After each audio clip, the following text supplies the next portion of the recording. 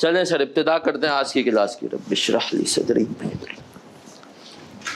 Sir सबसे पहले अब तक जो हमने पढ़ा था हमेशा की तरह उसको करते हैं रिवाइज। क्या पढ़ा था भाई अब तक हमने, जल्दी बताओ। सर हमने पढ़ा था IAS 21 के अंदर ऑब्जेक्टिव पता था, फॉरेन करेंसी ट्रांजैक्शंस के लिए स्कोप, जितनी भी पूरी अकाउंटिंग में जहां जहां फॉरेन करेंसी की बात आएगी, एक्सचेंज गेन लॉस की बात आएगी, हमारी निगाहें किसकी तरफ जाएंगी? IAS 21। सर सिवाय हमने कहा कंसोलिडेशन के लिए भी जाती है, लेकिन हमारे सिलेबस में कंसोलिडेशन का नहीं है। फॉरेन करेंसी कंसोलिडेशन हम इंशाल्लाह पढ़ेंगे FAFR में, कहते हैं इंशाल्लाह। फिर आगे बढ़े। सर हमने कहा कि सर डेफिनेशन में हमारे पास जो है 3 तरह की करेंसीज होती हैं। प्रेजेंटेशन करेंसी क्या होती है? जिसमें अकाउंट्स बनते हैं। फंक्शनल करेंसी जो कि ऑपरेटिंग एक्टिविटीज होती हैं। और तीसरी करेंसी क्या होती है? Foreign currency. सर हमने कहा जो प्रेजेंटेशन करेंसी और फंक्शनल करेंसी होती है 99% केसेस में सेम होती है। फिर हमने ये भी, हाँ कुछ केसेस में अलग भी हो सकती है। फिर हमने कहा कि सर हमने ये भी पढ़ा था कि जो है एक से ज़्यादा भी प्रेजेंटेशन करेंसीज हो सकती हैं अगर आप एक से ज़्यादा स्टॉक एक्सचेंजेस पे लिस्ट होते हो। फिर आगे बढ़े थे, हमने पढ़ा था सर कि हमने इस स्टैंडर्ड को 2 हिस्सों में तोड़ लिया, मॉनेटरी आइटम्स और मॉनेटरी आइटम्स क्या होते हैं? हमने कहा जिनकी रियलाइजेशन और सेटलमेंट किस में पॉसिबल हो? कैश में, अदर देन कैश उसका नहीं होता और cash itself. Non monetary items जो कि अदर देन मॉनेटरी हो, इन्वेंट्री वगैरह। सर यहाँ पर एक चीज जो इंपॉर्टेंट थी जिसके ऊपर हम आगे जाके बात भी करेंगे, वो है शेयर्स के अंदर इन्वेस्टमेंट। उसको स्टैंडर्ड ने नॉन मॉनेटरी क्लासीफाई किया है। याद रखे ये जो चीज है ना, इसके ऊपर आके कभी भी खेल सकता है कि जो शेयर्स के अंदर इन्वेस्टमेंट है उसको किसमें क्लासीफाई किया है? नॉन मॉनेटरी में। सर फिर हम और आगे बढ़े थे, और आगे बढ़ते हुए हमने क्या पढ़ा था? जल्दी बताओ। हमने पढ़ा था कि सर हमारे पास क्या चीजें थी, जल्दी बताएं। हमने कहा कि सर मॉनेटरी आइटम्स को 3 डेट्स पे ट्रांसलेट करते हैं। कौन कौन सी date? Transaction date, reporting date और settlement date. Sir transaction date क्या होती है? जिस दिन आपने कोई चीज खरीदी बेची है, एवं एडवांस भी पे किया। रिपोर्टिंग डेट साल का ईयर एंड, लेकिन सर जरूरी नहीं साल हो, ये क्वार्टर का भी ईयर एंड हो सकता है, ये हाफ ईयर भी हो सकता है, जब जब आप अकाउंट्स बनाते हैं। और तीसरी चीज क्या होती है? सेटलमेंट डेट बोले तो जिस दिन आपने कहा पेमेंट कर रहे हैं। हमने कहा सर ट्रांजैक्शन डेट पे कोई गेन लॉस नहीं आएगा, बाकी 2 डेट्स पे जो गेन लॉस आएगा वो कहां जाएगा? P&L के अंदर जाएगा। यहां तक मैं क्लियर हूं? पक्की बात है। सर फिर हम और आगे बढ़े थे, और आगे बढ़ते हुए क्या पढ़ा था? हमने पढ़ा था कि सर हमारे पास सबसे पहले आपने अपने आप से सवाल करना होता है कि हमारी करेंसी स्ट्रॉन्ग या, अगर हमारी करेंसी स्ट्रॉन्ग है तो हमारी करेंसी में अमाउंट क्या होगा? कम होगा। और अगर हमारी करेंसी वीक है तो हमारी करेंसी अमाउंट क्या होगा? ज्यादा होगा। फिर हमने एक और बात भी पढ़ी थी जो हमने लर्निंग आउटकम भी लिखा था कि सर एडवांस के केस में कोई सब्सिक्वेंट गेन लॉस। सर अब तक तो हमने सिर्फ परचेज वाली ट्रांजैक्शंस की थी, है ना। अब आज हम करेंगे कि भाई अगर कोई चीज बेचते हैं हम तो क्या होगा। देखिए सर इसमें ना डिफरेंट तरह की ट्रांजैक्शन, मैं अब तक ये जो टॉपिक है ना ये ICAP इतना टेस्ट नहीं कर रहा आपके लेवल पे। जब से आया है ना तो इसके ऊपर हल्का फुल्का सवाल या MCQ में इसको जगह मिलती है, या थोड़ा बहुत किसी और के साथ इसको डाल दिया। तो इसके लिए हम इसके ऊपर मैक्स याद रखना, इसका टेस्टिंग लेवल क्या है? 1 है। 8 नंबर का सवाल आ सकता है जिसमें डिफरेंट तरह की करेंसीज भी हो सकती हैं। दूसरी चीज तो मैं आपको बताऊंगा क्या चीजें अनटेस्टेड है हर टॉपिक में। और इसके अंदर जो मुझे सबसे ज्यादा लगता है कि वो फंक्शनल करेंसी के ऊपर थ्योरी का सवाल आ सकता है, जिसके अंदर प्राइमरी इंडिकेटर्स भी हों और आपको सेकेंडरी भी हों, तो वो हम जरूर देखेंगे। लेकिन अभी थोड़ी सी आपकी बेस बनाएं। ऑनलाइन वाले बच्चों अगर आप हैं हमारे साथ तो कह दें CC।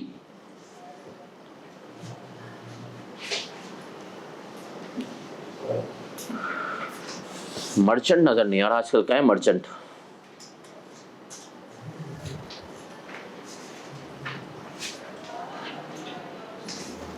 कल कोई होमवर्क नहीं दिया था ना मैंने, बच गए थे ना तुम लोग। अच्छा कोई मसला नहीं सर, अभी मिलेगा। चलिए सर आ जाते हैं हम पेज नंबर 7।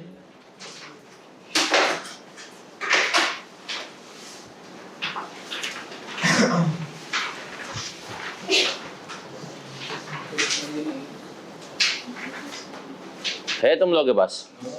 क्यों नहीं है भाई पेज 7? मोबाइल में पढ़ा हुआ है? मोबाइल में है सबके पास? क्या करते हैं यार ये भी? कौन कौन सा पेज नहीं, जरा मुझे बताते हो? एक एमसीक्यू का भी पेज नहीं था ना? असफर एंड कंपनी वाला सवाल तुम लोग अपने मोबाइल में है कि नहीं है?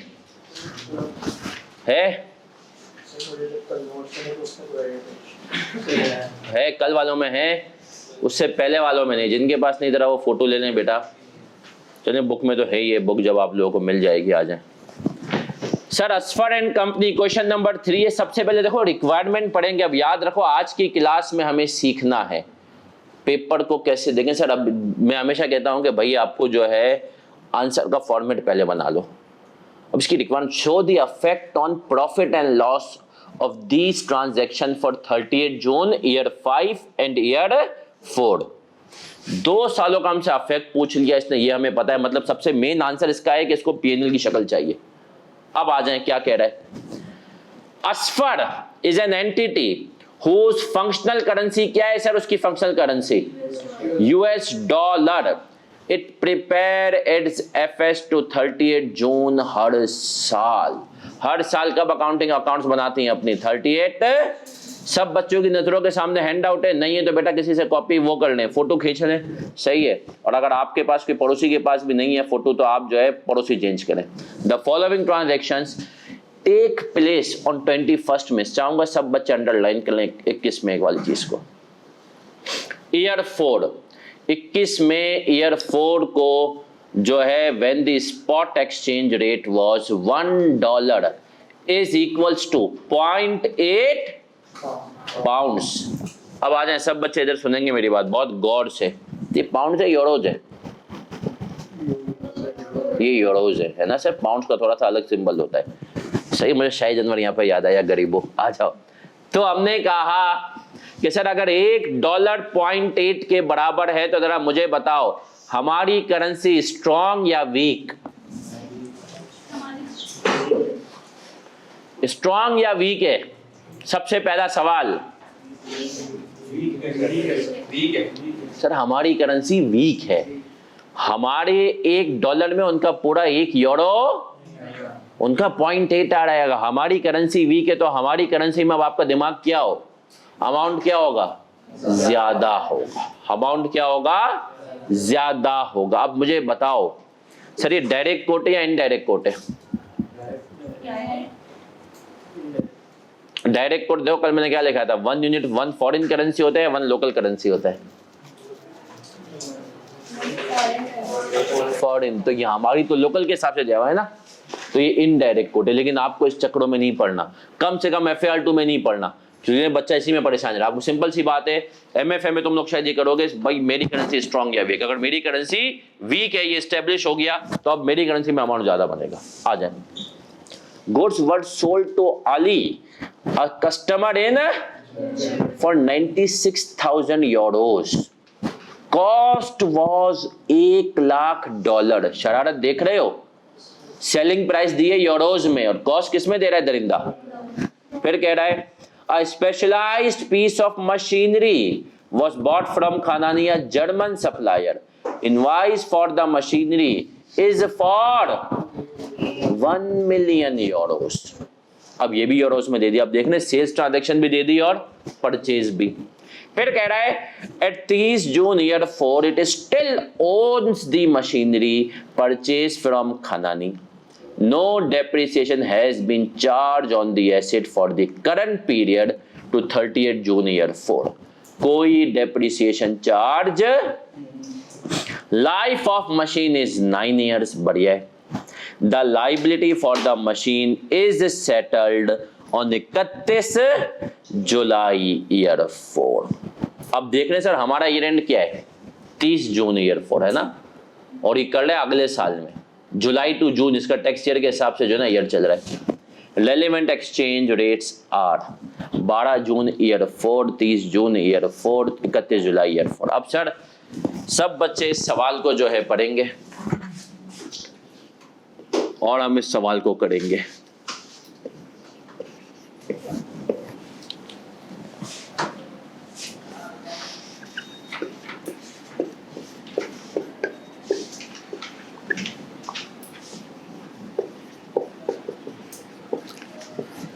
चलें सर, सबसे पहले तो ना हमसे फॉर्मेट मांगा है, तो हमने कहा भैया हम P&L का फॉर्मेट बनाए रखते हैं, प्रॉफिट एंड लॉस का। इम्पैक्ट मांगा ना, क्या इम्पैक्ट होगा, प्रॉपर हेडिंग के साथ बल्कि पेपर में लिखें कि impact on P&L, impact on profit and loss. 2 साल है, ईयर 5 सर IAS 1 हम पढ़ेंगे इंशाल्लाह, जिसको हम प्यार से कहते हैं फाइनल अकाउंट्स, और ईयर 4। अब आपको मैं अगर पूछूं, देखो वैसे और आइटम्स भी हो सकता है, यहां पर P&L में क्या आइटम्स आएंगे, बताओ भाई क्या आइटम आएंगे यहां पर P&L में? डेप्रिसिएशन और एक्सचेंज गेन। अब याद रखना सर, एक्सचेंज गेन लॉस का ना सिंगल लाइन आइटम आता है, मतलब सारे गेन लॉस को नेट करके एक बताओगे, किसी में लॉस किसी में गेन, ठीक है। और डेप्रिसिएशन एक्सपेंस आएगा, बिल्कुल ठीक। तो हमने कहा आपने फॉर्मेट पहले बना लिया, आंसर की हेडिंग डाली, आपने फॉर्मेट बना दिया डेप्रिसिएशन एक्सपेंस और एक्सचेंज गेन लॉस। सही है सर, यहां तक मैं क्लियर हूं? फिर मैं बढ़ूंगा आगे। नौजवानों मेरी बात मानो, अब हम यहां तक अगर क्लियर हैं तो सर हम बढ़ेंगे आगे, और आगे बढ़ते हुए सब इधर। अब आप लोग मुझे बताएं यहां पर आसान ट्रांजैक्शन कौन सी है, सेल्स या परचेस?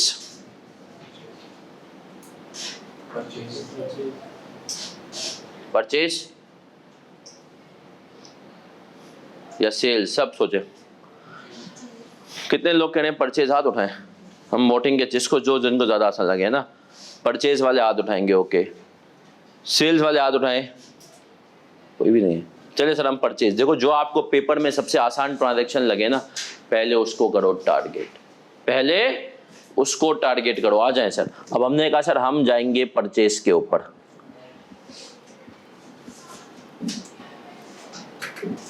परचेज ट्रांजैक्शन, अब आपने सेल्स को इग्नोर करना है। A specialised piece of machinery was bought from Khanani, a German supplier. Invoice for the machinery is for 1 million euros. 1 million euros हैं। और कब खड़ी ट्रांजैक्शन कब हुई है बताओ, डेट क्या है? 21 में, 21 मई को हुई है। सही है सर। और हमने कहा और 30 जून को हमने कहा सारा अमाउंट पेबल भी है। सही है। तो सबसे पहले हम इसकी ट्रैक करते हैं, सब बच्चे इधर। इसकी अब एंट्रीज वर्किंग में आप इसकी एंट्रीज बना सकते हैं। 21 में ईयर 4, क्या एंट्री बनाऊंगा? PP debit payable. अब हमें ये स्टैब्लिश था कि हमारी करेंसी वीक है, तो हमारी करेंसी में अमाउंट, अब जरा बता दो क्या पोजीशन है? 1 मिलियन डिवाइडेड बाई 0.8, 1250। यहां तक मैं क्लियर हूं? पक्की बात है क्रिस्टल वाला। अब आगे बढ़ता हूं, कॉपी कोई नहीं करेगा। ये तो हमने पहली ट्रांजैक्शन बना ली है ना।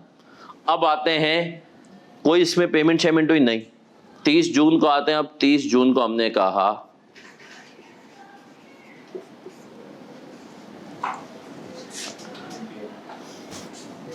सबसे पहले इस पेबल को रीमेजर करेंगे।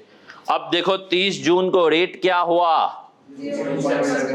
0 पॉइंट, और हमने कितने पे रिकॉर्ड किया हुआ था? 0.8।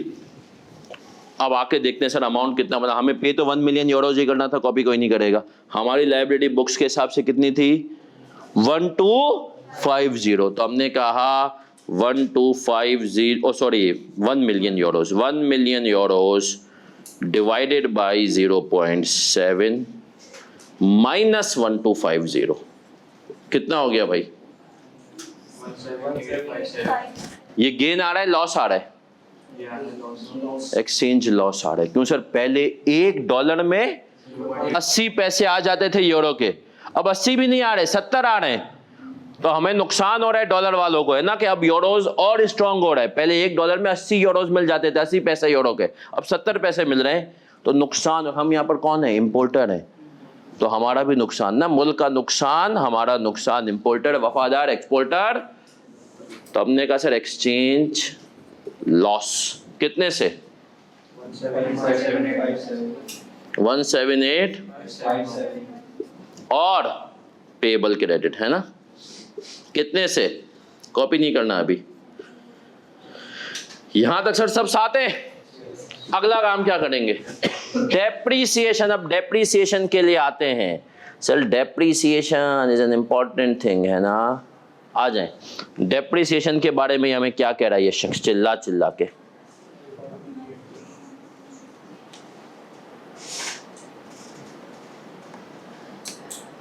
ये कह रहा है कि भैया कब हमने लिया थी मशीन, अब 21 मई से मुझे बता दो कि जो है डेप्रीसिएशन चार्ज करेंगे इसके ऊपर हम 30 जून तक डेज के हिसाब से करें या मंथ के हिसाब से करें। कुछ नहीं बताया इसने, पेपर में से सवाल हो सकते हैं। हम अज्यूम ये करेंगे मंथली पॉलिसी है, जिस महीने आ रहा है उस महीने पूरी डेप्रीसिएशन, और लिख देंगे इस किस्म के सवालों में कि भाई अज्यूम मंथली पॉलिसी, सही है, लिख दो, या पेपर में भी ऐसा कुछ हो जाए ना तो अजम्पशन बेस पे डाल देगा कि assume company follows monthly policy, सही है सर। तो मई और जून की पूरी चार्ज करेंगे। अब लाइफ कितनी बता रहे हैं मशीन की, 9 ईयर्स। तो अब आए, हमने कहा 30 जून ईयर 4 को एक और होगी क्या, डेप्रीसिएशन एक्सपेंस डेबिट, ते एक्यूमुलेटेड डेप्रीसिएशन कितने से भाई, हमने कहा 1250 से पीपी रिकॉर्ड किया है, डिवाइडेड बाय कितना हो गया, इनटू क्या हुआ 2314। यहां तक हम क्लियर हैं मेरा बच्चा। ये हमने कहा सर कौन सा साल खत्म हुआ, सर ईयर 4 में हम डेप्रीसिएशन तो डाल देते हैं 23148। सर एक्सचेंज गेन लॉस अभी नहीं डालेंगे, नहीं, अभी हम को ये पता है कि हमारे पास एक्सचेंज लॉस आ गया 178, तो हम यहाँ पर वर्किंग के अंदर नेगेटिव ले लेंगे 178,571, सही है। लेकिन अभी हमने इसको, क्योंकि हमें पता है एक फिगर आएगी गेन या लॉस की, अभी दूसरी ट्रांजैक्शन का गेन लॉस बाकी है, ये हमने इसकी ट्रांजैक्शंस पुट कर दी पीएनएल में। अब आते हैं ईयर 5, कब सेटल करना है इसको हम, जल्दी बताओ, 31 जुलाई ईयर 4 जो कि पड़ गया ईयर 5 है ना सर। अब आगे आते हैं 31 जुलाई ईयर 5 को पेबल हमारी बुक्स में कितना था, 1250 प्लस 178, टोटल करो कितना आ रहा है 142,857। तो पेबल को हमने कर दिया डेबिट 142,857 और पेबल कैसे बना, इन दोनों का सम ऐड करके, है ना सर। सूदी इदारे से कितने पैसे गए ये निकालो, 1 मिलियन और रेट क्या हो गया था, तो 1250 है ना सर। सर एक्सचेंज गेन आ गया, कितने का आया 178, जो पिछले साल लॉस आया था वो सारे का सारा क्या हो गया कोइंसिडेंटली, क्योंकि रेट वही हो गया है ना सर। कॉपी नहीं करना, यहां तक खत्म हो गया ये पार्ट। सर इस साल की भी जो डेप्रिसिएशन आएगी 23 जून ईयर 5, यही तो पॉइंट है, पेपर में बच्चे यही तो मिस कर देते हैं। 30 जून ईयर 5 कितनी आई डेप्रिसिएशन,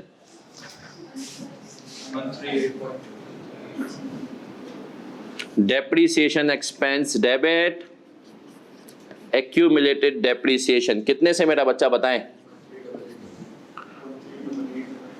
हमने कहा 1250 डिवाइडेड बाई 9 कितना हो गया 1388, हस्बे जायका 8। यहां तक हम क्लियर है मेरा बच्चा। तब हमने कहा सर इसकी डेप्रिसिएशन डालते हैं 138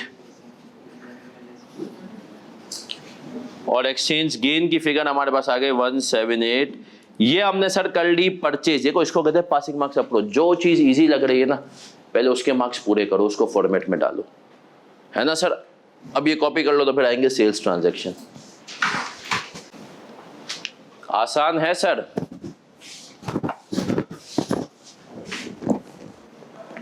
ऑनलाइन वालों आसान है, थोड़ी देर में पता चलेगा। आसान ही, इतना मुश्किल नहीं है, बट याद रखो एक बेस टॉपिक है। अब आगे बताएगा कि हर इंटेंजिबल खरीद रहे हो फॉरेन करेंसी में, पीपी खरीद रहे हो फॉरेन करेंसी, वो तो देखा हमने। दूसरी कंपनी के एसेट्स खरीद रहे हो, वो शेयर्स खरीद रहे हो फॉरेन करेंसी के। ग्रुप ए से ग्रुप बी में आते हुए बच्चों का रुझान क्यों इतना नॉर्मल उसकी ऑनलाइन रिकॉर्डिंग की तरफ चले जाता है? शऊर आ जाता है, मैच्योरिटी, सुस्ती ज़्यादा होती है, बड़े हो जाते हैं। वो अजीम हस्तियां जिनको हम फिजिकल क्लासेस नहीं लेके कुछ FR1 के तो एक दो टॉपिक रिकॉर्डिंग दें, वो नहीं सर रिकॉर्डिंग नहीं दें, और अब बोलते सर रिकॉर्डिंग लेंगे। इस हफ्ते, इस वीक, मतलब मंडे से इंशाल्लाह जो है ना, जो टॉपिक्स रिकॉर्डिंग वाले का है ना वो मिलना शुरू हो जाएंगे। IFRS 8 और जो बनेगा, सबसे पहले IFRS 8, इससे छोटा है लेंथ वाइज जो है ना, मतलब या तो इसके बराबर होगा, इससे छोटा होगा IFRS 8। वो वाइड स्टैंडर्ड है पूरी अकाउंटिंग में, जो आपसे एक एंट्री नहीं बनवाता, जो बोलता है डिस्क्लोजर दो। चले बड़े आगे, हाँ जी सर। अब सेल्स ट्रांजैक्शन की तरफ आते हैं और चाहते हैं आ जाए सर, कोई मुश्किल चीजें नहीं आ जाए। आप सब तो वैसे ही माशाल्लाह जीते हैं, और आप ही तो जीते हैं, आ जाए।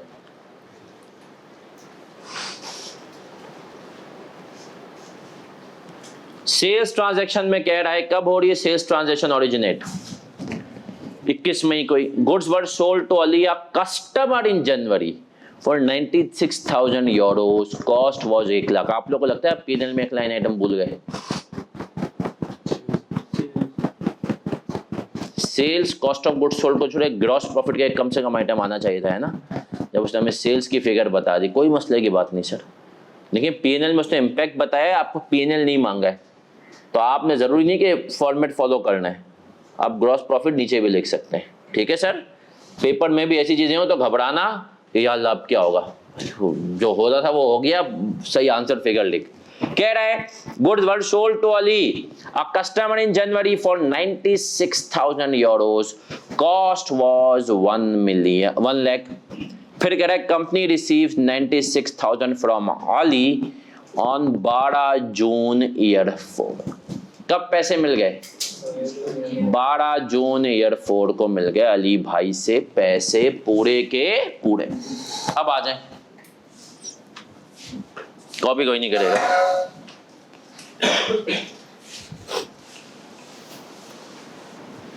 इसको मिटा देते हैं। हमने कहा सर ये वर्किंग 1 हो गई हमारी। अब यहाँ पर जितनी भी फिगर्स आप लोग डालते जाएंगे ना, अब इनके आगे रेफरेंस डालें, पेपर में कोशिश करें वो वर्किंग 1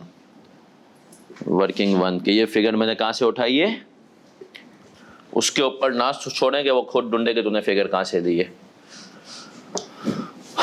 अब हमने कहा वर्किंग 2 पे आ जाएंगे, और ये छोटी है। वैसे मैं पेपर के पॉइंट ऑफ व्यू से बात करूं तो शायद मैं वर्किंग 2 पहले करता, क्योंकि मुझे ऐसा, तुम लोग के लिए चलो सेल्स की पहली ट्रांजैक्शन थी, मुझे ऐसा लगता है कि वर्किंग 1 टाइम कंज्यूमिंग ज्यादा है।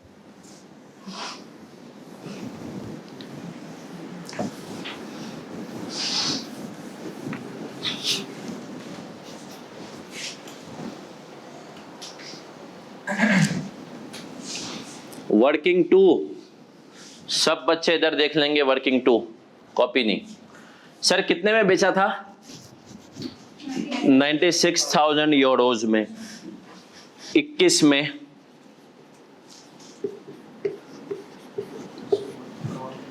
रिसीवेबल डेबिट, सेल्स क्रेडिट कितने से? 1,20,000 नहीं, 1 लाख डिवाइडेड बाई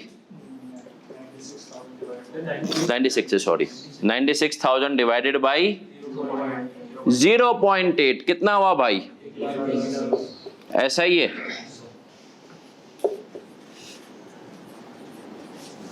सही है सर, आगे आएंगे। अगली चीज 12 जून को, अच्छा इसके साथ कॉस्ट की एंट्री कौन बनाएगा? Cost of goods sold debit. वैसे जरूरत नहीं है बनाने की, सिर्फ समझाने के लिए बना रहा हूँ, पेपर में तुम डायरेक्ट भी कर सकते हो। कितने से? 1 लाख। फिर सर हमने इसकी सेटलमेंट भी कर दी ईयर एंड से पहले ही। 12 जून को कितने पैसे पे किए? बैंक में आए ना, कितने पैसे आए? 96,000। इस दिन रेट क्या था?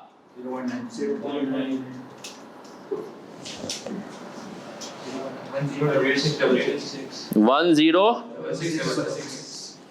जबकि हमने कहा हमारे पास रिसीवेबल कितने का था?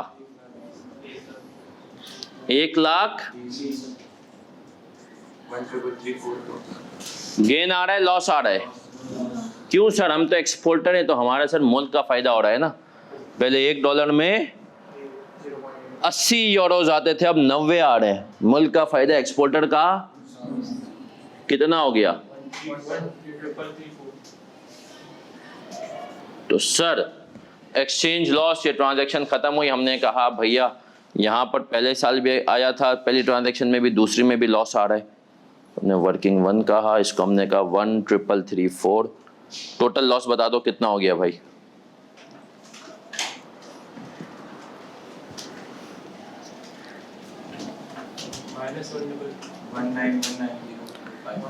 लॉस आ रहा है ना, 191,90। और यहां पर हमने कहा सर गेन आ रहा है कितने का? 178, क्योंकि अगली दूसरी ट्रांजैक्शन तो जा ही नहीं रही ना आगे। सर यहां तक हम क्लियर हैं। और अब हम एक और चीज देखेंगे, क्या ग्रॉस किस साल आएगा? ग्रॉस प्रॉफिट कितने से आएगा? 120 माइनस 100 कितना हो गया? 20,000। सर ये हो गया आपका सवाल। कॉपी करें और फिर हम इसका लर्निंग आउटकम भी लिखेंगे। चलिए सर आगे बढ़ेंगे। यहाँ तक अगर सब क्लियर हैं तो इसका जो अगला क्वेश्चन आ रहा है, क्वेश्चन नंबर 4, उसको लिख लें होमवर्क। बिल्कुल ऐसा ही है, बट थोड़ी सी शरारतें उसमें। माजिद एंड साजिद। अब मैं आपको लेकर जाऊंगा सर, यहां तक अगर आपने देखा, हमने नॉर्मल ट्रांजैक्शन की, सेल परचेज वाली है ना। अब सर कुछ और भी तो ट्रांजैक्शंस होती हैं, जैसे कि आपको पता है इस वक्त तो खास तौर पे हमारे मुल्क के अंदर, पाकिस्तान, मुमलकत इस्लामिया पाकिस्तान के अंदर ज़रूरी हो गया है कि हम क्या करें, हम जो है सर जिनका इंपोर्ट एक्सपोर्ट का काम है और डॉलर अकाउंट क्रिएट करें। क्यों सर? वजह क्या है डॉलर अकाउंट क्रिएट करने की? सर फ्लक्चुएशन से बच सकें आप, है ना भाई। आपको पता है अगर आज डॉलर के रेट जो हैं कितने 290 300 चल रहे हैं, आपने कहा यार अगर ये इस मुल्क का कोई भरोसा ही नहीं है, ये 350 पे भी जा सकते हैं, मुझे 3 महीने के बाद पेमेंट करनी है। आपने आज डॉलर लिए और डॉलर अकाउंट में डाल दिए, आज डॉलर लिए और डॉलर अकाउंट में आपने आज ही डिपॉजिट करा दिए। इसी तरीके से एक और काम भी आप कर सकते हैं। आपको पता है जब किसी की बाहर से कोई पेमेंट आए तो सर वो आपको लोकल करेंसी में कन्वर्ट होकर आ जाती है, ऐसा ही है। लेकिन हुकूमत का एक कानून है कि अगर आपका एक रेमिटेंस अकाउंट है, सारी नहीं, कौन सा अकाउंट? रेमिटेंस अकाउंट है। देखें डॉलर अकाउंट 2 तरह के होते हैं। एक होता है कि आपने कहा बाहर से मैं कमा रहा हूँ, यहाँ पर पैसे गिरेंगे, वो तो भैया रूल लेके लोकल करेंसी में कन्वर्ट होकर गिरेंगे। दूसरा होता है रेमिटेंस अकाउंट। आपने कहा मैं डॉलर कमा रहा हूँ, पैसे गिरेंगे, डॉलर नहीं सॉरी, मैं मेरा भाई बाहर है, वो कमा रहा है, वो यहाँ पे पैसे भेज रहा है। अब मैं उसको अगर अपने पास रखना चाहता हूँ तो मैं उसको फिर रखूँगा रेमिटेंस अकाउंट में, वो डायरेक्ट डॉलर भी ट्रांसफ़र हो सकते हैं। सही है सर? अब ये जो डॉलर ट्रांसफ़र होंगे ना, इसको ज़रा गौर से सुनना। तो सर ये जो डॉलर ट्रांसफ़र होंगे तुम्हारे पास, इसका तुम्हें फ़ायदा क्या होगा? डॉलर पड़े में तुम्हें एक्सचेंज रेट, बैंक जो है ना अगर मार्केट में रेट चल रहा होता है सपोज करो 300 रुपए का ना, तो बैंक उसको जब तुम्हें कन्वर्ट करेगा ना तो वो करेगा 290 पे, 292 पे। भाई हवाला क्यों चलता है हमारे मुल्क में इतना? इसीलिए तो चलता है क्योंकि बैंक के रेट्स बहुत कम होते हैं। तो आप सोचो ना यार, अगर एक बंदे के $1000 आ रहे हैं, वो कह रहा है यार मार्केट में $300, हवाले वाला मुझे कितना दे रहा है 300 रुपए के हिसाब से डॉलर, और बैंक कितना दे रहा है 290। बोल रहा है मुझे सीधा सीधा 10,000 का नुकसान हो गया। 10,000 में कुछ नहीं, अपने भूखे नंगे दोस्तों को ट्रीट दे दूं, है ना, हाईवे पे। तो वो बोलता है भाई, तो उसको आप देख रहे तो हवाला तो ये मतलब अनफॉर्चुनेटली हवाला देखो गैर कानूनी है, सही, उसके ऊपर बड़ा हुआ है। लेकिन मैं कहता हूँ ये चलता क्यों है? आपके मुल्क का जो सिस्टम है ये, सर ये सिस्टम ही तो ये लोग, आप इंडिया में जाएं सर, इंडिया के अंदर जो है ना जो रेट होगा ना वही बैंक करता है, तो उनका वही बूम हो रहा है। ये सारा इलीगल काम नहीं है हमारे में। खैर, तो अब कंपनीज यहाँ पर क्या करती हैं? अच्छा, एक तो डॉलर अकाउंट इसलिए होता है, दूसरा डॉलर अकाउंट इसलिए होता है, मैं इसलिए अलाउड है कि मैंने डॉलर अकाउंट खुलवाया। अब मुझे लग रहा है कि यार मुझे 3 महीने बाद एक पेमेंट करनी है, उस टाइम पे डॉलर के रेट हो जाएंगे 305। अब अगर मैं 3 महीने के बाद डॉलर खरीदने जाऊंगा, मुझे 1 मिलियन की पेमेंट करनी है डॉलर की, सपोज करो, कंपनीज करती है। बोले यार उस टाइम पे अगर 5 रुपए भी बढ़े ना तो मेरा क्या हो जाएगा, 5 मिलियन का सीधा नुकसान। तो कंपनी कहती है आज पैसे हैं, आज डॉलर खरीद लो और उसको डॉलर अकाउंट में रख दो अपने। तो कंपनीज अपने डॉलर अकाउंट क्रिएट करती हैं। यहाँ पे हर बैंक के अंदर ऑप्शन होता है कि आप चाहें तो डॉलर अकाउंट क्रिएट करवाएं। सही है सर? तो वो जो, और फ्रीलांसर भी ये काम कर रहे होते हैं। फ्रीलांसर भी कहते हैं कि यार हमें जो है ना कुछ चीज़ें, कुछ हम चाहते हैं हम अपनी सेविंग्स डॉलर में रखें, है ना। एक अंकल है मेरे जानने वाले दूर के,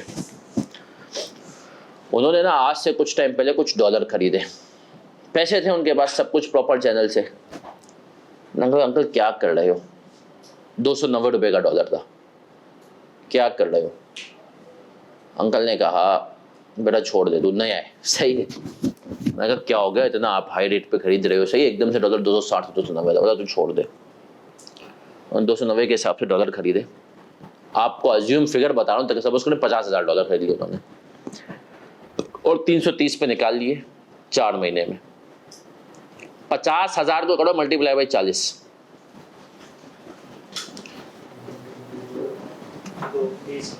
20 लाख। उस आदमी ने 4 महीने में कुछ भी नहीं किया, कितना कमा लिया? उसने कहा बेटा मेरा निकल गया 4 महीने का खर्चा। सही है? तो ऐसे लोग बड़े पड़े हैं, सही है, जो कहते हैं कि भाई जो है, तो सर डॉलर अकाउंट में भी अगर पैसे हों तो वो भी एक तरह से आपका इन्वेस्टमेंट अकाउंट है। तो अब हम क्या करेंगे कि डॉलर अकाउंट की जब हम ट्रीटमेंट देखेंगे, जब पैसे अगर आपने डॉलर में रखवाएं तो क्या ट्रीटमेंट होगी, आए देखते हैं। सवाल पे आएंगे सर, वो सवाल हमारी बेस बनाएगा। Question number 5, page number 5।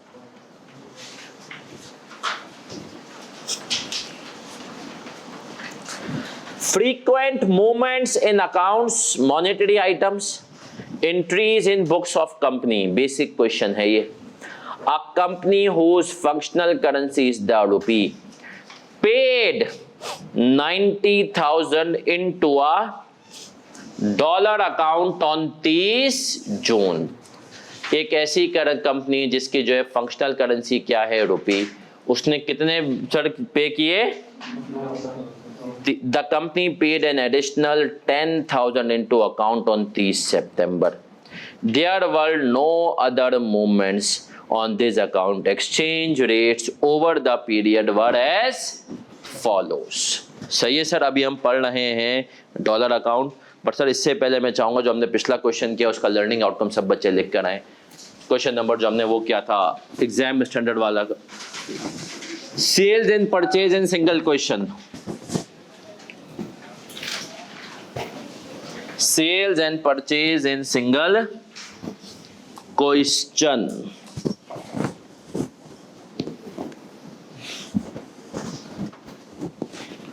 बढ़े आगे। सेल एंड पर आप सर इधर देख लीजिएगा, कॉपी कोई नहीं करेगा, सवाल तुम सबके सामने है। यूएसडी अमाउंट क्वेश्चन नंबर 5 कर रहे हैं हम।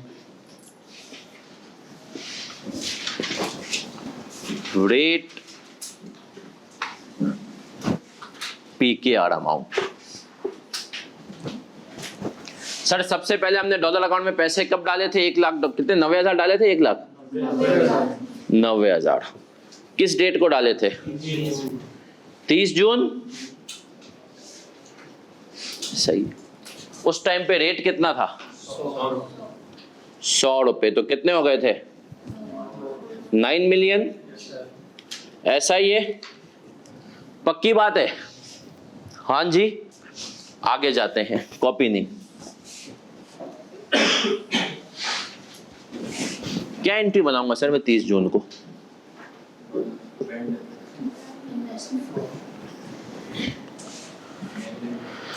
बैंक डेबिट और बैंक क्रेडिट। मैं हूं और मेरे साथ भी मैं हूं। हाँ भाई, बैंक डेबिट और बैंक ये करेंगे। हाँ सर यही करेंगे, बट फर्क ये होता है बैंक फॉरेन करेंसी या यूएस डॉलर अकाउंट डेबिट। वाकई में मैं हूं और मेरे साथ भी। और बैंक एलसी लोकल करेंसी कितने से? सर आपको पता है ये अलग से शो होता है, मतलब कैश एंड बैंक के नोट्स में अलग से शो करने की रिक्वायरमेंट है कि अगर आपके पास किसी और करेंसी का जो है वो है तो उसको आप अलग से शो करेंगे कि ये है। यहां तक मैं क्लियर हूं? फिर हमने सर एक और काम किया, बताओ क्या काम किया? 30 सितंबर को 10,000 और दिए। उस टाइम पे रेट क्या था भैया? तो ये कितने हुए? 9,90,000। ऐसा ही है? अब सर इधर आपसे कॉपी कोई नहीं करेगा भाई। साल के एंड पे 31 दिसंबर को हमारे टोटल डॉलर कितने पड़े हुए थे? अब रेट क्या चल रहा है? 90 क्या हो गया? 9.5 मिलियन। हाँ ऐसा ही हुआ सर। 1 लाख इंटू 95। आपके हिसाब से क्या वैल्यू होनी चाहिए थी? 9.99 मिलियन है ना? आपने कहा सर कुछ भी नहीं किया मैंने, और बैठे बिठाए मुझे क्या हो गया? लॉस। कौन सा लॉस कहेंगे इसको? Exchange loss. सर 30 सितंबर की पहले एंट्री बनाएंगे। सब बच्चे इधर देखें। 30 सितंबर को क्या एंट्री बनाई मैंने? बैंक एफसी डेबिट और बैंक एलसी क्रेडिट। कितने से? 9,90,000। ऐसा ही है? सही है सर। और फिर यहां पर हम रिकॉर्ड कर देंगे क्या? Exchange loss. कितने से? 490।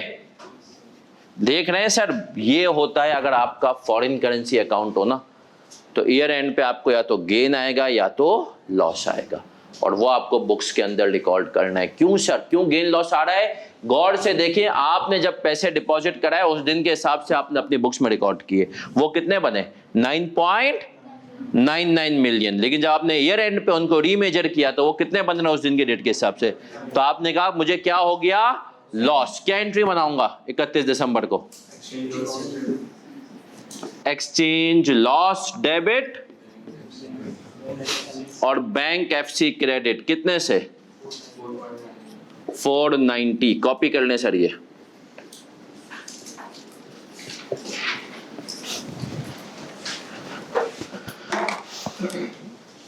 आसान है ना सर ये? अगला पार्ट सर,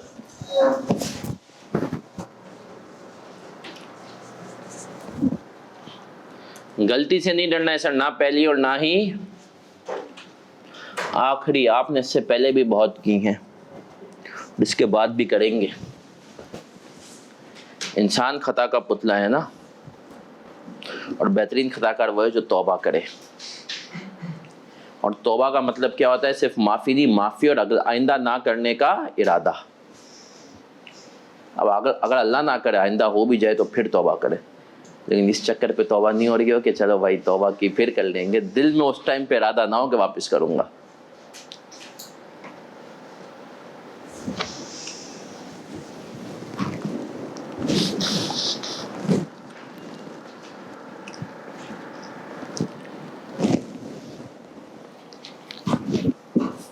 हो गया?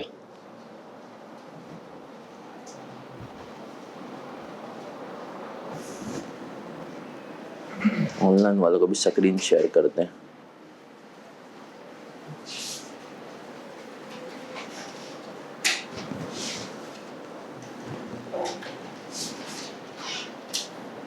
गेन आ रहा है लॉस आ रहा है? कितने का? 2,10,000।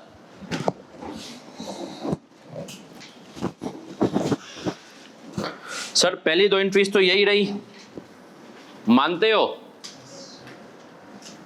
तीसरी एंट्री में सर क्या हुआ, रेट कितना हो गया? 102। तो 102 के हिसाब से क्या हो गया? 10 मिलियन, 2 लाख। तो हमने कहा सर क्या हो गया, एक्सचेंज गेन वंस अगेन कितना हो गया भैया? 2,10,000। अब क्या एंट्री बनाऊंगा सर मैं 31 दिसंबर को? बैंक फॉरेन करेंसी डेबिट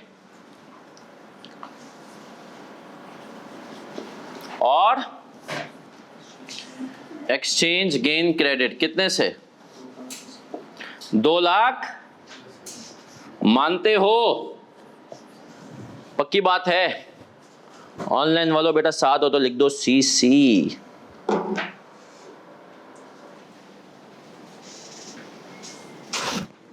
कितना आसान है ना सर, इसीलिए ये पूछता भी नहीं है, अब तक ये भी नहीं पूछा है, लिख लो। लेकिन ICAP ये पूछता भी नहीं है और मेरे हिसाब से शायद आगे भी ना पूछे, ये आगे भी ये ना पूछे। क्या मैं यहां तक क्लियर हूं? अब सब बच्चे सुनना, सर यहां तक तो हमने नॉर्मल बातें की है ना, अब इसकी एक और तरह की ट्रांजैक्शन है जिसके ऊपर अभी आते हैं। उससे पहले एक छोटी सी बात, आपको पता है सर दुनिया में इकोनॉमी काफी हद तक किसके कंट्रोल में? बैंक्स। और बैंक्स कैसे कमाती हैं? सूद में। कैसे कमाती हैं? आजकल पता है पाकिस्तान में क्या हुआ है, मैं आपको बताता हूँ। वो अलग बात है कि चलो मेरी कहानी, मैं क्रेडिट कार्ड का, तुम लोगों को पता है ना क्या होता है क्रेडिट कार्ड? पैसे नहीं है तो खरीद, सही है। क्रेडिट कार्ड सर हलाल है हराम है? मेरे हिसाब से क्रेडिट कार्ड हलाल नहीं है, क्योंकि उसके अंदर आप एक कंडीशन पे एग्री करते हो कि अगर मैं टाइमली पेमेंट नहीं कर सका तो मैं इंटरेस्ट दूंगा, तो आप इंटरेस्ट देने पे एग्री कर रहे हो। तो ये चीज़ डेबिट कार्ड सही है। अब आता हूँ सर, जब मैंने नई नई आर्टिकल्स शुरू की उस टाइम पे हमें मुबल्लिग 6,500 रुपये मिलते थे। कितने मिलते थे? 2010 की बात बता रहा हूँ ना, नई आर्टिकल्स 6,500 रुपये। और उस टाइम पे फर्म इतनी बेकार, मतलब फर्म का इतना बेकार सिस्टम था, सबसे दुनिया की बेकार बैंक में अकाउंट खुलवाते थे। देखो पाकिस्तान के अंदर है ना, मैं कहता हूँ 3 बैंकें बहुत बेकार है, 2 बहुत हैं, फिर एक तीसरी उसके बाद है। MCB और नेशनल बैंक बहुत बेकार है, फिर आती है बैंक अल हबीब, सही है।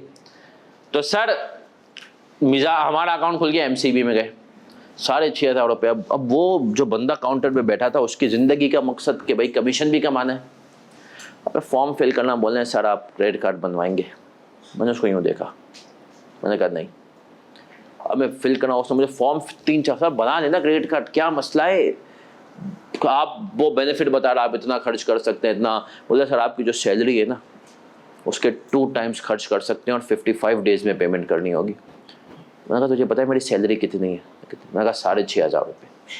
उसने कहा सर आप नहीं बनाए। सही है, आप नहीं बनाए, सही है। अच्छा सर फिर एक दफ़ा फिर फास्ट फॉर जिंदगी आगे बढ़ी। अच्छा एक आपको पता है प्रोफेशनल नेटवर्क की एक वेबसाइट है, जैसे तुम्हारी फेसबुक है, इंस्टा है ना, एक होती है लिंक्डइन। लिंक्डइन एक वेबसाइट है प्रोफेशनल नेटवर्क की। लिंक्डइन के ऊपर से ना कंपनीज ये बैंक्स के लोग ढूंढते हैं, तो कौन आदमी है जो कि अफोर्ड कर सकता है। अब देखो आजकल पाकिस्तान में क्या हो रहा है, पाकिस्तान में आजकल 22% रेट है, तो बैंक्स बड़े आराम से आपको, अगर आप बैंक में पैसा जमा कराए ना, वो सूदी पैसा है, लेकिन बैंक आपको आजकल के हिसाब से 18-19% बड़े आराम से रिटर्न दे रही है। सही है, 18-19%, क्योंकि सर रेट कितना है? 22%। तो बैंक आगे क्या करती हैं? लैंड करती हैं काइबोर प्लस पे, तो वो करती हैं 25-26 पे, और जो है 25-26 पे वो लैंड कर रही होती हैं, और जो है यहाँ पर 18-19 पर। अब देखो इसमें पाकिस्तानी बैंक क्या करते हैं, एक तो वो चाहती हैं, देखो उनको पता है हमेशा माशरे में लोन लेने वाले तो रहेंगे, कंपनियों को बहुत लोन चाहिए होता है। अब जब रेट इतना अच्छा होता है ना, तो उनकी आंखों में वो आता है कि यार लोगों को घेरो, लोग हमारे पास पैसे जमा कराएं। तो एक दफ़ा मुझे तुर्की में कुछ ऐसे ही हालात चल रहे थे, तुर्की के नंबर से फ़ोन आया, नया नंबर था, मुझे पता था यार सऊदी वगैरह तो है नहीं। अब जाहिर सी बात है उस टाइम पे कुछ हमारे भी इरादे होते थे, कि यार हम जरा चेक करें बाहर की दुनिया में क्या वर्थ है। मुझे बाहर नहीं जाना, पर मैं चेक कर वर्थ क्या, तुर्की के नंबर से फ़ोन आया, मैं खुश हुआ। सही, मैंने मतलब जो है जैसे फ़ोन बज रहा था ना, उसी टाइम पे मैं इत्तेफाक से गूगल पे था, तो मैंने चेक किया कहाँ की एक्सटेंशन है, पता चला तुर्की। मैंने कहा भाई जॉब ऑफर आ रही है, क्योंकि मुझे 1-2 दफ़ा ऐसा हो चुका है, क्वालिफाई हुआ, सिर्फ लिंक्डइन की प्रोफाइल की बेस पे अफ्रीका से ऑफर आ रही है। अब आप सोचें, एक बंदे ने जो है मैसेज किया, एक बंदे ने मुझे मैसेज किया, वो फ़ोन किया, अच्छा मैंने नहीं उठाया तो घर पे फ़ोन करके मेरी अम्मी को वो कन्विंस कर रहा है कि आपका बेटा सीए क्वालिफाइड है, हमारे पास युगांडा में जॉब है। सही है।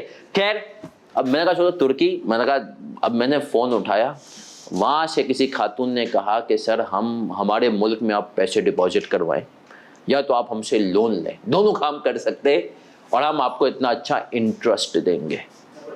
सही है, ज़बरदस्ती नहीं। हुआ क्या था सर, वहाँ पर देखिए जब रेट इतने ज़्यादा होते हैं ना, तो आपके पास डिपॉजिट्स भी कभी कभी ज़्यादा हो जाती है और कभी कभी डिपॉजिट्स आपको आगे लोन जब ज़्यादा, आपका पैसा होता है बैंक के पास, तो बैंक चाहता है या तो किसी को लोन दे दे या तो वो पैसा और आ जाए ना, तो अपना धंधा बढ़ाए। तो इसीलिए पाकिस्तानी बैंक्स भी आजकल ये कर रहे हैं, आप देखेंगे आपसे लोन के लिए खुद फ़ोन आएंगे कि सर आप हमसे लोन क्यों नहीं लेते। अक्सर स्टैंडर्ड चार्टर्ड का इधर उधर का फ़ोन आता है कि सर आप हमसे लोन ले लेना, आपको कुछ घर चाहिए होगा, कुछ ये चाहिए होगा। सही है, तो सर ये बड़ा प्रैक्टिकल है। और कुछ कंपनियां हमारे मुल्क में ऐसी भिखारी है, अल्लाह माफ़ करे, वो ना उन्होंने अपने मुल्क के सारे बैंकों से लोन ले लिए, तो अब कोई लोकल बैंक तो लोन दे नहीं रहा उनको, तो बोलते हैं कोई मसला नहीं, फॉरेन बैंक के पास जाएंगे। फॉरेन बैंक के साथ जाके उन्होंने लोन लिया। सर अगर मैं फॉरेन बैंक के पास जा करके लोन ट्रांजैक्शन कर रहा हूं तो उसमें भी तो IS-21 का इम्पैक्ट आएगा। अब सर जो उसमें इम्पैक्ट आता है ना, वो जरा याद रखना, उसमें इम्पैक्ट आता है प्रिंसिपल का कोई मसला नहीं है, असल मसला होता है इंटरेस्ट का। क्यों सर? इंटरेस्ट मुझे बताएं, क्या 6 महीने का एक साथ ड्यू होता है या रोज की बेस पे कुछ ना कुछ ड्यू होता है? इंटरेस्ट 6 महीने का एक साथ लगता है या रोज की बेस पे कुछ ना कुछ लग रहा होता है? 6 महीने रोज की बेस पे कुछ ना कुछ इंटरेस्ट एक्रू होता है over the period of time. अब इंटरेस्ट का मसला है, क्या इंटरेस्ट को मैं एवरेज रेट पे लूं या क्लोजिंग रेट पे लूं? इंटरेस्ट के केस में थोड़ी सी दिक्कत है, थोड़ी सी परेशानी है कि मैं इंटरेस्ट को किस रेट पे लूं। तो स्टैंडर्ड ने इसमें हमारी जिंदगी आसान कर दी। स्टैंडर्ड ने कहा do whatever you want to do, net answer would be same. आए सर सवाल देखते तो हमें समझ में आ जाएगा। आ जाएं, सवाल पे आते नौजवानों, एक आखिरी सवाल है आज की क्लास का। आ जाएं सवाल, question number 7।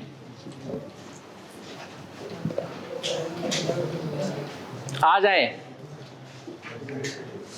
Question number 7। A Pakistani company whose functional currency is rupee borrowed 90,000 on 30 June. 90,000 हमने बोरो किए, कब बोरो किए sir? The company recognised an interest accrual of 10,000 at its year end. Company ने कितने का एक्रूवल रिकॉग्नाइज किया? 10,000 का साल के आखिर में जो पे करना है। मतलब there were no other movements, exchange rates over the period were as 30 June को ₹100 था, एवरेज फॉर द पीरियड कितना था? और हमने कहा 31 दिसंबर को क्या था सर? 95। अब सर ये एवरेज रेट क्या होता है? देखो बाज मतलब आप कभी भी किसी भी कंपनी के आज जाइएगा, चेक कीजिएगा average rate of last 6 month, तो आपको बता देता है एवरेज रेट इतना है। अब इसने कहा देखो कुछ ट्रांजैक्शंस ऐसी होती हैं जो कि डेली बेस पे हो रही होती है ना। अब एक कंपनी सेल्स करती है पूरा हर दिन और एक्सपोर्ट सेल्स है, तो उसको स्टैंडर्ड ने इजाजत दी है कि भाई तू कौन सा रेट यूज करेगा? एवरेज। कौन सा रेट यूज करेगा? बोला यार तू डेली की बेस पे रेट चेंज हो रहा है तो तू वो नहीं, तुम पूरा महीने की एक साथ अगर तुझे सेल्स रिकॉर्ड करनी है तो एवरेज रेट ले और कर दे। अब सब बच्चे इधर देखेंगे, कॉपी कोई नहीं करेगा। सवाल को एक दफा सब बच्चे पढ़ लें, मैं जब तक इसका जो एक फॉर्मेट बनाता हूं और फिर हम इसके फॉर्मेट के हिसाब से करते हैं।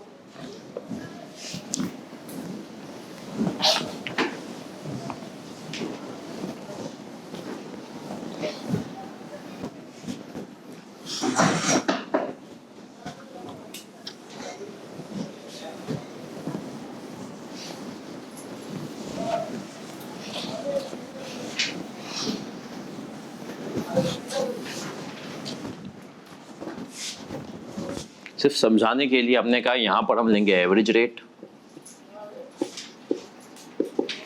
एवरेज रेट के एंट्रीज, यहां पर हम लेंगे क्लोजिंग रेट और उसकी एंट्रीज। चले सर, वही फॉर्मेट, सब कुछ वही, कॉपी कोई नहीं करेगा।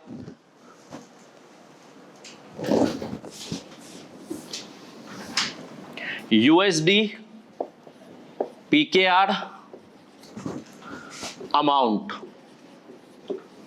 सर यूएस डॉलर प्रिंसिपल कितना था? 90,000, ऐसा ही था। ये हमने कहा प्रिंसिपल है हमारा। रेट क्या था भैया जब हमने लोन लिया? 100। तो कितने का हो गया? 9 मिलियन, ऐसा ही है सर। किस डेट को लिया था भैया लोन? क्या एंट्री बनाऊंगा? सूदी दारा डेबिट, लोन पेबल क्रेडिट, है ना सर। अब सर ये एफसी नहीं है, हमने अपनी करेंसी में लोन ले लिया बाहर की बैंक से। अब सब बच्चे इधर देखना, असल ऐसे रूम करके तो मिलेगा और पैसा नहीं, मुझे टाइम है क्लास में। ये तो सर भंड है ना इन्हें जो काफी 20 मिनटों 15 मिनटों 15 मिनटों तो डीडी हो। आखिरी सवाल है मोहब्बत में। स्टोरी टाइम आ जाए सर, आ जाए। 10,000 का इंटरेस्ट है। कितने का इंटरेस्ट है? 10,000 का इंटरेस्ट है। यहां तक क्लियर है? अब हम यहां पर इंटरेस्ट के लिए कौन सा रेट यूज कर रहे हैं? Average rate. कौन सा रेट? सर अगर मैं इंटरेस्ट के लिए यहां पर यूज कर रहा हूं एवरेज रेट, तो एवरेज रेट बताओ कितना है? मैंने कहा भाई तू छोड़, क्योंकि देखो इंटरेस्ट हर दिन ड्यू होता है। आज 2-3 आप बैंक से लोन लें और आप 15 दिन लेंगे तो आपको 15 दिन का इंटरेस्ट देगा, 20 दिन के बाद 20 का आपको देना पड़ेगा। तो इसने कहा कि भैया इंटरेस्ट के लिए तुम छोड़ो रोज का रेट, रोज तो तुम नहीं कर सकते ना इंटरेस्ट रिकॉर्ड, एवरेज ले लो। कितना हो गया भाई ये बताओ? 9.9 कितना हो गया सर? 9,90,000। क्या एंट्री बनाई मैंने? और इंटरेस्ट पेबल कितने से? 9,90,000। यहां तक मैं क्लियर हूं? 9,90,000 का। अब आ जाओ ईयर एंड पे मेरा टोटल पेबल कितना होगा? मैं इंटरेस्ट पेबल को भी यहां पर तुम्हारी आसानी के लिए कह रहा हूं, लोन का हिस्सा बन गया लोन पेबल। अब टोटल मेरा कितना पेबल हो गया? 9.9 31 दिसंबर को। रेट कितना हो गया? कितना हो गया? 9 मानते हो? एक्सचेंज गेन आ रहा है, लॉस आ रहा है? Loss gain gain. सर मेरी अब लाइबिलिटी की बात हो रही है। मेरी लाइबिलिटी कॉपी कोई नहीं करेगा, बुक्स के हिसाब से कितनी थी? 9.9। अब कितनी हो गई? तो गेन कितना आ गया? 4,90,000। तो हमने कहा loan payable debit, exchange gain कितना आ गया? 4 लाख। अभी कॉपी कोई नहीं है, सबकी तवज्जो इधर। टाइम है, हमने सर जफर से टाइम ले लिया है। इधर देख लें सर, मुझे इंटरेस्ट एक्सपेंस इस केस में कितना मेरे पास आया जल्दी बताओ? 9,90,000। मानते हो? एक्सचेंज गेन कितना आ गया? सर नेट इंपैक्ट अगर मैं आपसे पूछूं पीएनएल पे कितना आ रहा है, ये इसको नेगेटिव ले लें, इसको पॉजिटिव ले लें, तो 5 लाख। ऐसा ही है? नेट इंपैक्ट कितना आ रहा है? अभी कॉपी नहीं करना। अब आते हैं क्लोजिंग रेट पे आते हैं। यूएसडी अमाउंट, इंटरेस्ट के लिए क्लोजिंग रेट हम ले रहे हैं, ठीक है? इंटरेस्ट के लिए पीकेआर और पीकेआर अमाउंट, अपना यूएसडी अमाउंट, हमने यहाँ पे रेट लेना चाहिए था। अल्लाहू अकबर, क्या कर रहे हो तुम लोग, क्यों नहीं बता रहे हो? यूएसडी रेट और सब बच्चे इधर देखेंगे, यहां कॉपी कोई नहीं। प्रिंसिपल तो सर वही रहेगा। कितने से भैया? 90,000 इनटू कितना हो गया, मानते हो? हाँ जी पक्की बात है, 9 मिलियन। क्या एंट्री बनाऊंगा? वही जो पहले बनाई सर, बैंक डेबिट कितने से? 9 मिलियन।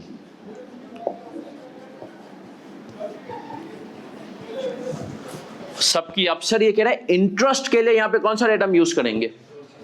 क्लोजिंग। इंटरेस्ट के लिए क्लोजिंग रेट पे आए कितना है? साल के एंड का। हमने कहा जो साल के एंड पे रेट होगा ना वो यूज करेंगे। नहीं 5 मिनट है। कितना हो गया? 1 बजे तक क्लास थी ना, 1 बजे तक थी, 12:45 तक थी आज। 9.5 लाख। चले सर आगे बढ़ते हैं, सबकी तवज्जो इधर।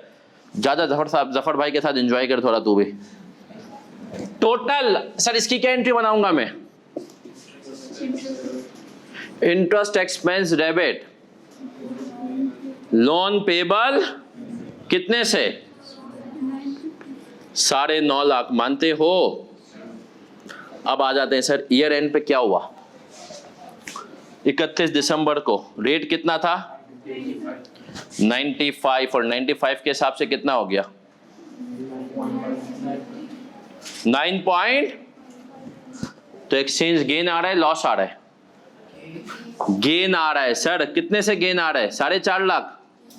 9.95 मिलियन थी लाइबिलिटी, टोटल कितनी हो गई? तो गेन कितना आ गया? अब इस पॉइंट को जरा समझना, फिर क्लास ऑफ करेंगे। इससे पहले नहीं आ जाए sir. Loan payable debit exchange कितने से? 4.5 लाख। अब यही वर्किंग हम करेंगे। हमने कहा भैया इंटरेस्ट एक्सपेंस कितना था? बताओ भाई इंटरेस्ट एक्सपेंस कितना आ रहा था इस केस में? 9.5। और एक्सचेंज गेन कितना आया?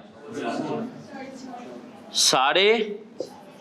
तब स्टैंडर्ड भैया हमारे पास आए और उन्होंने हमें क्या समझाया? उन्होंने हमें समझाया कि भाई तू एवरेज रेट ले इंटरेस्ट के केस में, या तू नेट इंपैक्ट क्या आएगा?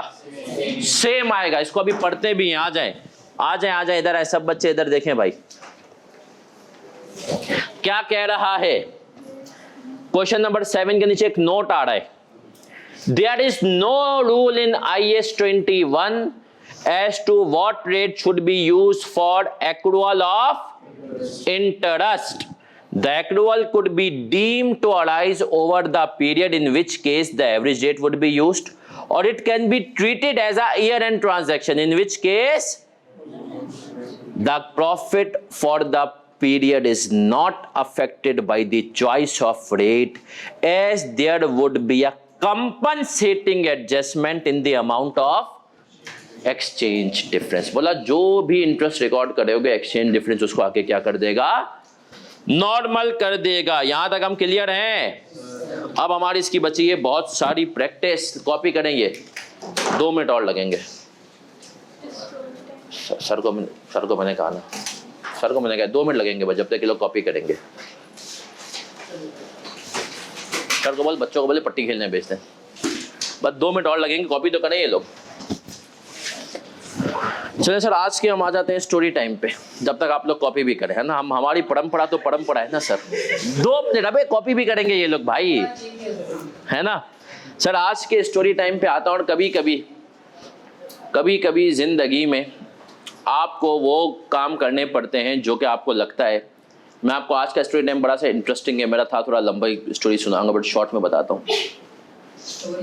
बच्चे कभी कभी ऐसे ऐसे मसाइल आपसे डिस्कस करते हैं कि आप, बट वो कल मुझे एक बच्चे का एक अजीब सा मैसेज आया। उसने कहा सर मैं बहुत परेशान हूँ, टेंशन में हूँ। मैंने पूछा क्यों? उसने कहा सर बहुत बड़ा जो है ना, मतलब मेरे साथ एक गेम हो गया, हुआ ये कि वो बच्चा था और एक क्लाइंट पे हमारे गया था कोयटा।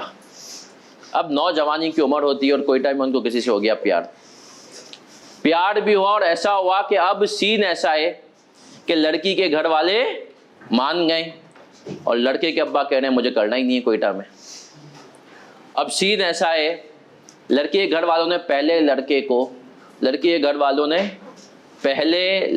को वादा कर लिया कि अगर आपके अम्मा अब्बा नहीं मानेंगे तो भी हम, हाँ कुछ ऐसा ही सेटअप, तो भी हम कर देंगे। सही है भाई। अब लड़का सुकून में था क्योंकि लड़के को पता था मेरा बाप कभी भी इस बात पे नहीं मानेगा। अब कल वो फिर बेचारा कोयटा गया हुआ है।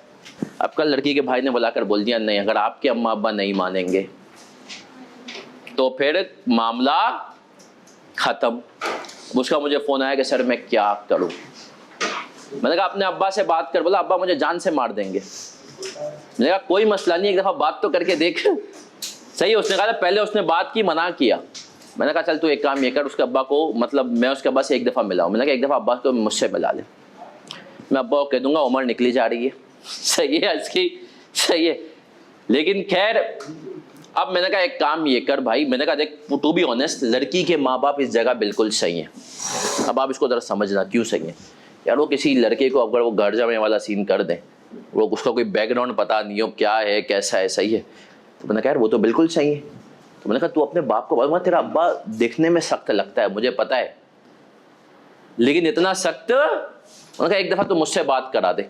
अब आप देखें कि सर मुझे थोड़ा सा अजीब लग रहा है कि मैं उसके बाप से ये बात करने जाऊंगा। मतलब मुझे छोड़, पहले मैंने कहा मैं भी बाद में मरूं। उसका एक बहुत अच्छा दोस्त है, उसका नाम है हारिस। उनका हारिस भाई को बोल, वो एक दफा जाएंगे और वो बात करेंगे। लेकिन सर पॉइंट क्या है, कभी कभी जो है ना, मैं वो लड़का उस लेवल पे, अभी मैं उसको क्यों बता रहा हूँ सर, अगर मैं नहीं, वो कुछ पागलपंती कर सकता है। आपको पता है ना, जो इस उम्र में एक जुनून होता है, जो आपकी उम्र है ना, इसमें एक जुनून होता है। सही है। और वो किसी ने, मैंने बिल्कुल सही बात बोली। देखें आपकी उम्र जो है ना, उसमें जब पहला प्यार होता है ना, और वो टूटता है तो रात भर नींद नहीं आती, और ये बड़ा नॉर्मल है। अगर आपकी उम्र में भी किसी को पहला प्यार हो रहा है और वो टूट रहा है, फिर भी वो आदमी नॉर्मल सो रहा है, तो फिर ये थोड़ी अजीब सी बात है। सही है। हमारी उम्र के अंदर सर अव्वल तो अब ये चीजें मैटर नहीं करती। सही है।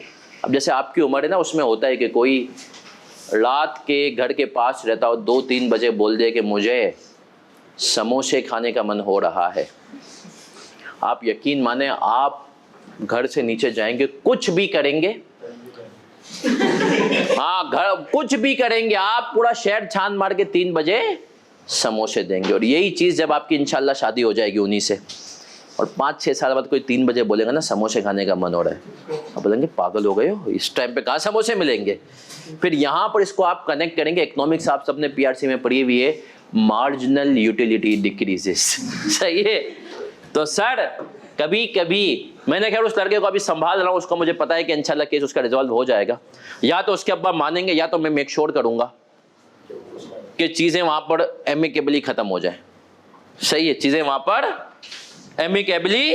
लेकिन कभी कभी सर अगले को आपको लगना कि यार कुछ पागलपंती कर जाएगा, तो उसको थोड़ा टाइम, उसे टाइम लेवरेज लो और फिर बताओ। हसन ये बातें ज्यादा अच्छे से समझ सकता है। चले सर, हम मिलेंगे इंशाल्लाह अगले बुध को, और मंडे को इंशाल्लाह मैं ग्रुप में डाल दूंगा IFRS 8 ऑनलाइन वालों। अल्लाह हाफिज।